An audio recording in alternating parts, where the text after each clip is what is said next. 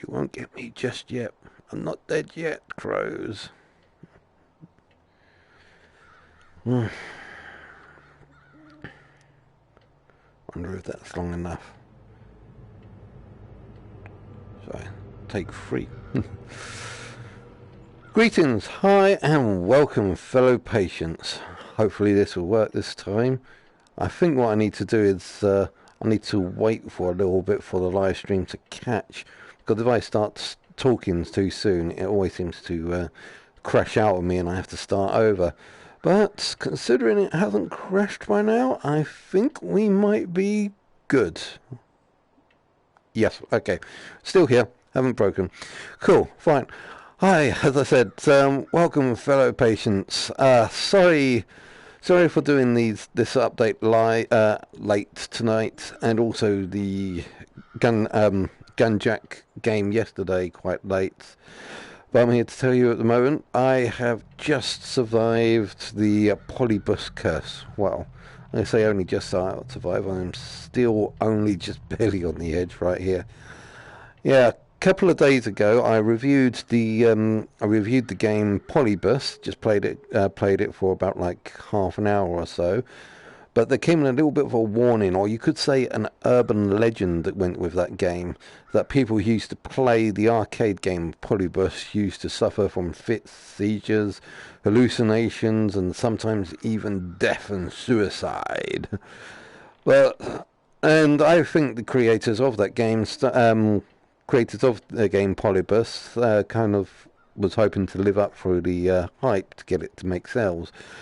But whilst I was playing the game last couple of days ago, right before the end, you guys may notice I was starting to flag a little, that I was getting some really serious headaches. But it was unrelated. I mean, I had a bit of a toothache, and my head was just pounding. It didn't help that almost every single thing that could go wrong started going wrong, like the power in the controllers just all of a sudden stopped working as well. And therefore, the only way I had to cancel that game was to unplug it. And therefore, it didn't stop the live stream, and that seemed to go on for, well, ages. I don't know if it's still streaming right now, but I think it's back up and running properly now. But over the past couple of days, I've been feeling really under the weather. Sorry, guys. And, I mean, when I got yesterday, I had to work extra hour shifts, which is one of the reasons why I did the review of Gunjack quite late, because I had to go in 1 hour early, and I've left about an hour late. We had like a massive shipment come through, and I needed to sort that out. And today I am just feeling like I'm crawling out of my own grave here. Did I say grave? Sorry, I meant bed. And when I got home today, all I just wanted to do was sleep. So I took chance of a quick nap for about 2. Is it 2 hours? Oh, let me see, what time did I get? 4, 5, 6, 7. So I think I slept for about 4.5 hours, because I left early because I just wasn't feeling great. But this is the extreme lengths that we will go. Us YouTube, we will climb out of our own graves to come and bring you gibberish and garbage just to make you laugh. And also a few more views. Views and clicks, that's what we want. Views, clips and subscribes. Okay, so let's get down to brass tacks, because as I'm talking, I start to feel a little bit better. Oh yeah, another little thing I noticed when I came, when I tried to load up earlier on today, my PlayStation, my PS4, just didn't want to work. And I was thinking, yeah, guys, I know the feeling. It just wasn't getting power. So I don't know if that's an ominous thing I turned it off, waited for about another like 10-15 minutes, and then turned it back on again. Eventually I got it to work, but I don't know if that's an ominous sign that my Play PS4 is on the way out. Hey, I've had it since the launch date. It's a launch day platform. It's a launch day item, so yeah, those things should have fallen over within about a week, but make it last the amount of time I've made it last. I think I've done good with this one. But if it does fall over, I don't know if I should like get a PS4 Pro. But I hope that it doesn't, because I want to keep it at least live until, let's say, maybe PS5 comes out. If it does, we don't know if we've got any. We don't know if we've got any clues when the PS5 is coming out. So hopefully I can keep this going for, well, forever. But that won't happen. We'll see. Fine. Okay. You guys, as you guys know, last weekend we did Hatstock, and it was an awesome turnout. We had everything there VR related, and I did a little bit of a rant on Monday and the IT update on Monday regarding to Hatstock. That was like, basically I was just so peeved at the level of incompetence that we get at the place at work, and it just does my head in. Stop standing up. I'm not standing up. Why am I? I don't know why it does that. Just recenter. Yeah, we've got the level of peeves because the incompetence level of the people in that place. I have, or as I said, for those Dragon Ball Z fans out there, I said the level of incompetence. It's over 9,000. Yeah, that really got my blood boiling because no one just knew what they was doing, and it was like simple, easy things. You just need to pass this from that to the other. And I've gone off track. Yeah, Hatstock. We had everything like PSVR. We had the Vive, Oculus Rift, Hololens was a great little addition we had there. Until in true Microsoft style, it failed at the end of the second day. Yeah, I don't know what happened with that. I mean, it just stopped wanting to charge up. Oh, I did find that someone unplugged my charging station for whatever reason. I don't know. But I tried to find another charging station, and I left it in there for a couple of hours, and it just wouldn't load up. But I guess that it's just gone to such a level that you need a good old a full charge, leave it for 24 hours and charge and so on. But hey ho, the lens. Now let's talk about the HoloLens. Enough talk. Next thing. No, seriously. The HoloLens, to be perfectly honest, I was a little underwhelmed with the HoloLens. I mean, it has a lot of potential.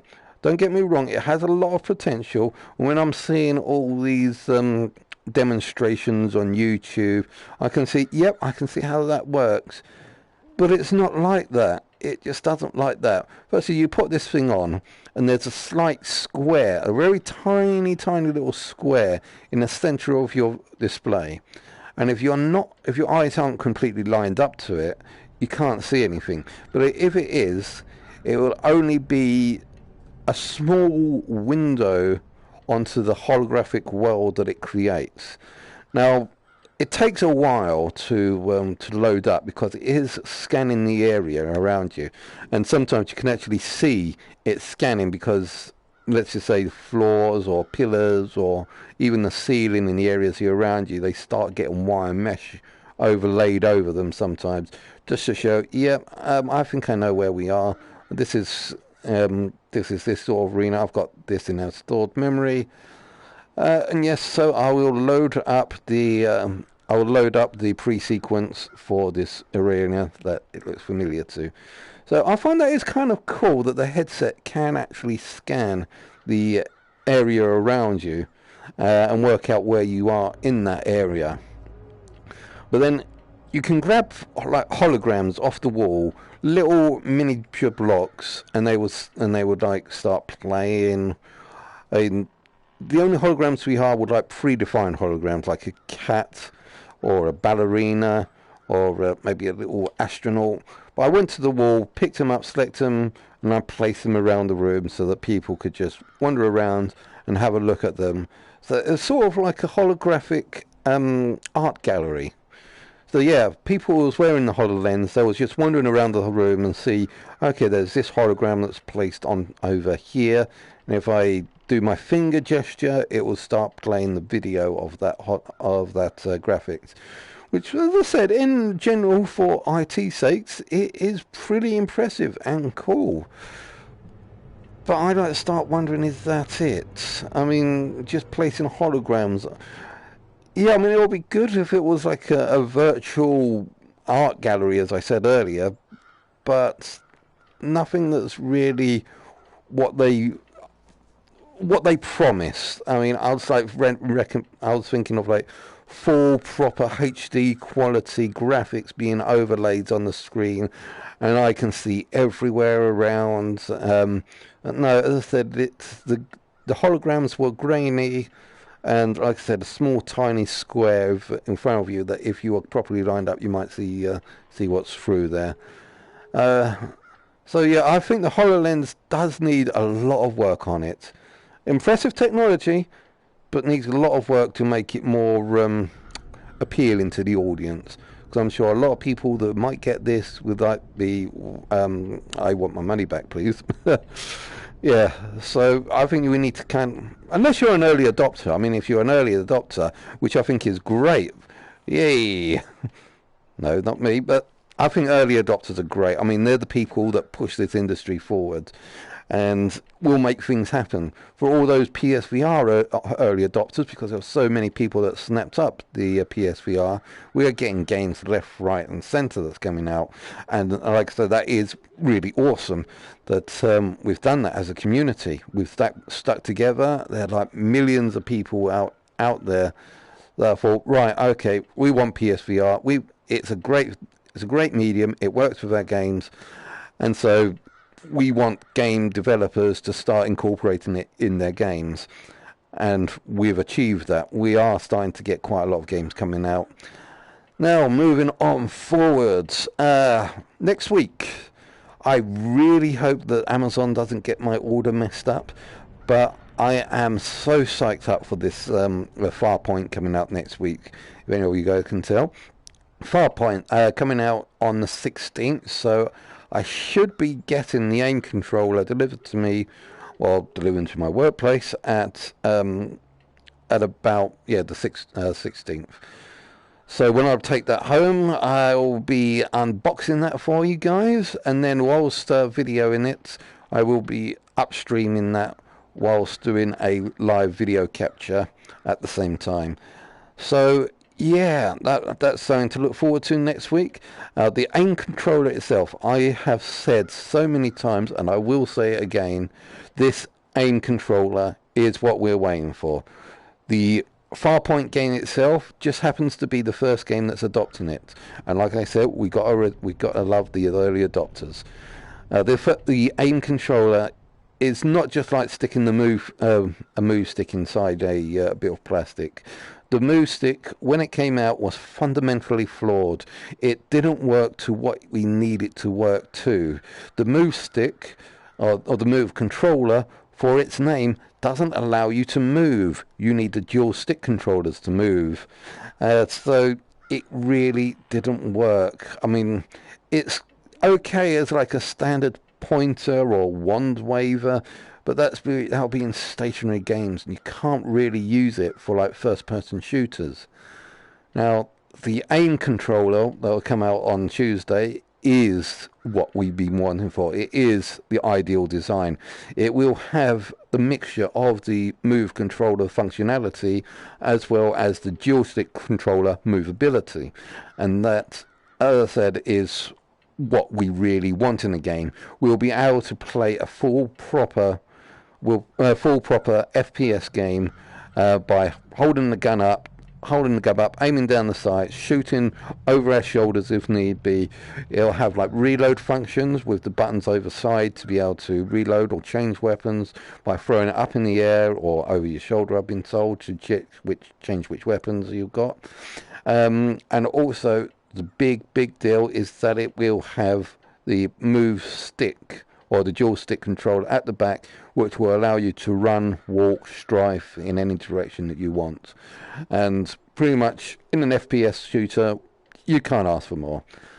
Another thing that I think that this will be the next revolutionary step in video gaming or VR gaming is because once we've now got a proper FPS move controller, a proper FPS controller stick, i.e. the game controller, a lot of other game developers will figure out that yeah, that's what we want in our games. We don't want to be like teleporting around. Yes, I do know a lot of people out there are suffering a little bit from motion sickness, so they should still keep all the different options in there, like smooth controller or jump teleport controller. But to be perfectly honest, I really find those sort of controllers very frustrating. I don't like automatically teleporting over there or just turning my head at 45-degree angles. I find that really annoying. So I want the smooth stick. I want to be able to run. I want to be able to fully immerse myself in the game. And if I do get a little bit motion sickness, well, I'll get one of those bands that should help out. But to be perfectly honest, I don't really get motion sickness that much. In fact, in some cases, I kind of enjoy it. But that's me. I'm weird. I'm a freak. But hey, as you can tell by the beard, I am a little bit of a freak. Speaking of beards, I really should start shaving mine. So I wonder if I should do that. Yes, last but no means least, the 360 camera. Oh, sorry, I forgot one thing, a very important thing. Whilst I was at Hatstock, I met a very important guy, Martin Percy. I really hope I get the name right because I am useless with names and I don't have my phone around me to check. But he was the creator and developer of Very VR, one of the games that I've reviewed on here, and he was showing us.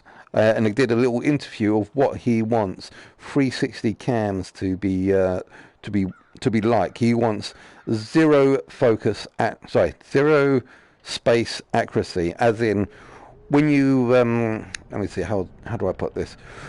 When you film, you have like a minimum distance that you have to keep to stay in focus.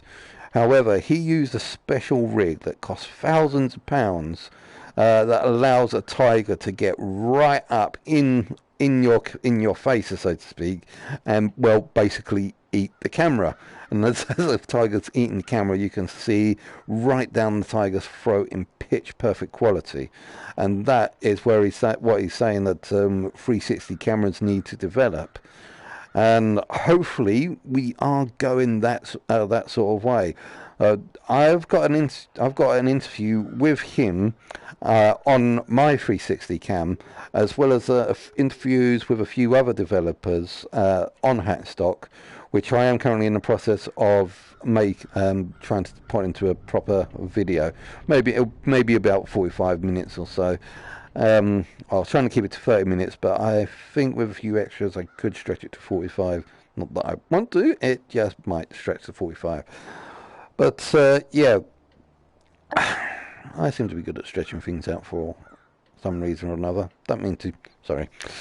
But yeah, I've pretty much done the majority of that because I have now, just to let you know, I have just purchased a full proper copy of Adobe Premiere for a year.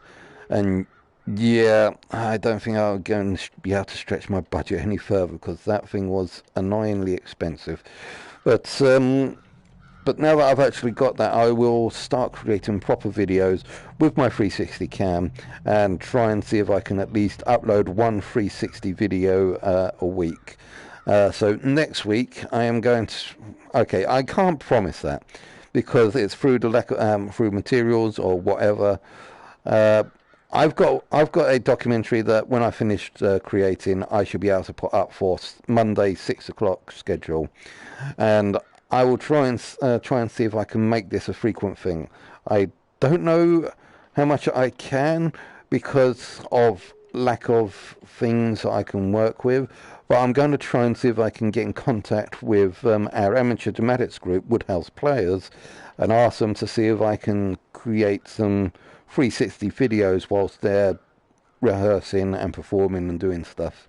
I think that would be quite cool to get like on stage people acting, like doing sword fights or singing, You know, like just like the I mean, just like the Lion King did with the Circle of Life song. I mean, when I saw that on 360, that was so awesome. It even made me cry a little. Yeah, yeah, I admit it. I'm a full-grown man that sometimes cries at music. But hey ho, there. If you had problems with that, screw you. What else? All right. So yeah, have you got any ideas of things that I want to do, things that we want to do with our 360 cam? Now I have noticed that it has a slight slow motion functionality. It is very poor quality and only does 200 frames per second. So nothing great, but I think it might be interesting to try and see if I can do some things in slow-mo. I don't know. I'm going to play around with a few things, see what we can find out. But as I said, the quality will be absolutely poor because I think it's only like 300 by 400 pixels, and that's to be surrounded by a complete 360. So yeah, a very, very low quality resolution. But hey, I didn't buy it for a. I didn't buy it as a slow-mo cam, although I really would enjoy trying to see if I can get a slow-mo cam. Unfortunately, those things are expensive. But I bought this because it is a 4K cam, 360 cam, that splits it up into 2K per lens, one at the front, one at the back, and does some pretty decent video footage. So we're going to have fun with that. Premiere is going to also, I'm going to have fun with Premiere because I think if the planets align and everything's all right with the world, next week I might actually be able to start doing production on my computer graphics. So yay, that would be cool. That would be cool if I can get that done. So next week I might start doing some work on my computer graphics, and if I can get at least something done, I will put that on for next Monday's 360 video. But we'll have to see how it goes, because the development for the computer graphics has been a little bit slow and arduous lately. Okay, so now I am going to crawl back into my bed and sleep until Monday, because I am just absolutely exhausted at the moment. And yeah, so hope you've enjoyed watching this as much as I've enjoyed playing this, or speaking it. Please don't forget, like and subscribe, and also don't forget to check out my book at www.dualmage.com. So have fun and catch you guys later. Bye.